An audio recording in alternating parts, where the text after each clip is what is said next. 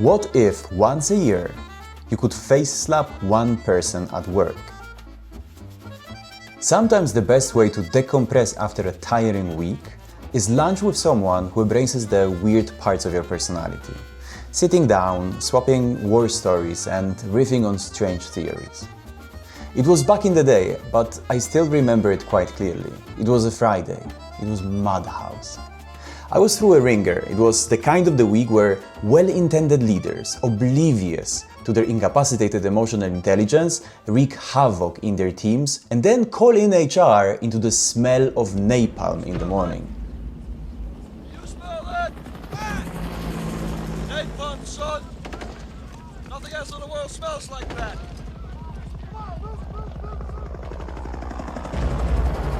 I love the smell of napalm in the morning. And I will admit, the thought experiment that started it all was deranged. What if, once a year, we had a corporate purge? My colleague measured me for signs of mental breakdown, because I didn't mean reduction in force. I was suggesting a purge, like the movie franchise.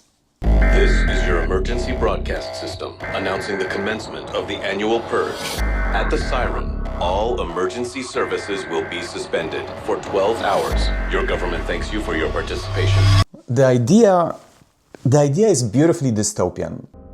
Suspend all laws for one night, let people get it out of their system, and in theory, society runs perfectly the rest of the year. No crime, no unemployment, just catharsis through chaos.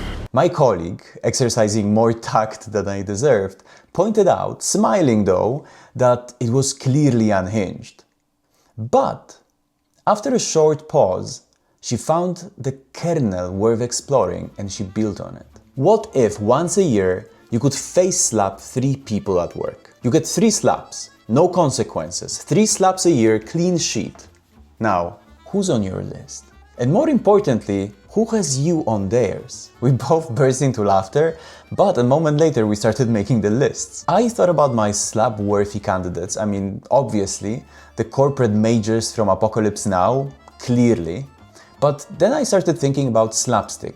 You know that old genre of movies, Charlie Chaplin, Laurel and Hardy, Benny Hill? It is all built on the comedy of people crashing into each other. It is this physical proximity creating chaos. The closer you are, the more you collide. And I realized that my slap list wasn't only the corporate villains. It was about proximity. The people in my inner circle. That's when the circles of trust exercise flipped in my head.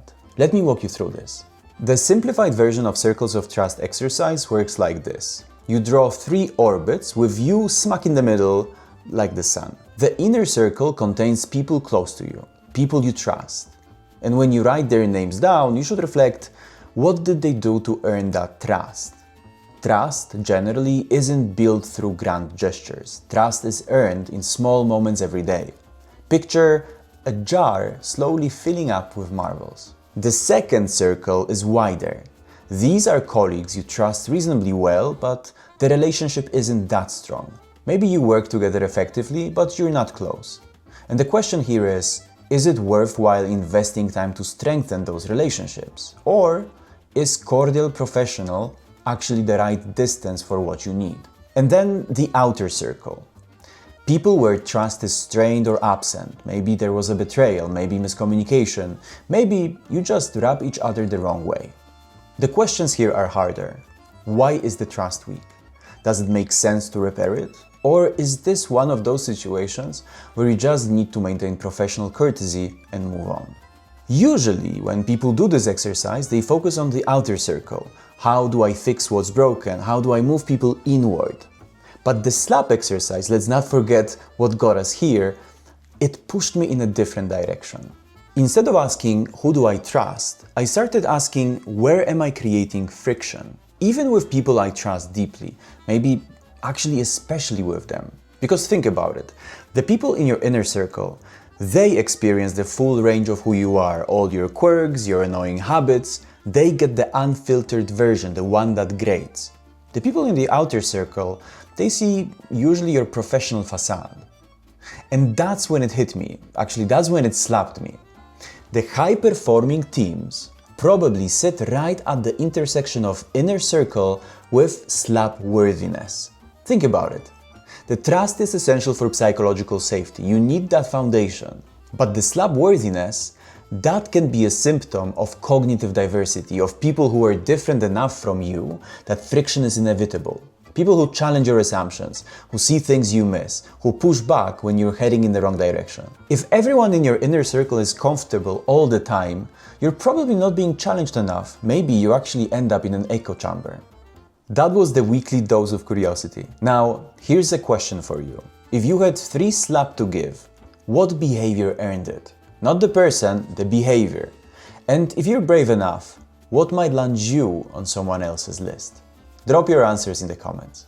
Now, before you go telling your boss that HR said face slapping is the new performance management tool, it's a thought experiment, obviously. Although, if you do try it, let me know for research. Stay curious. HR out.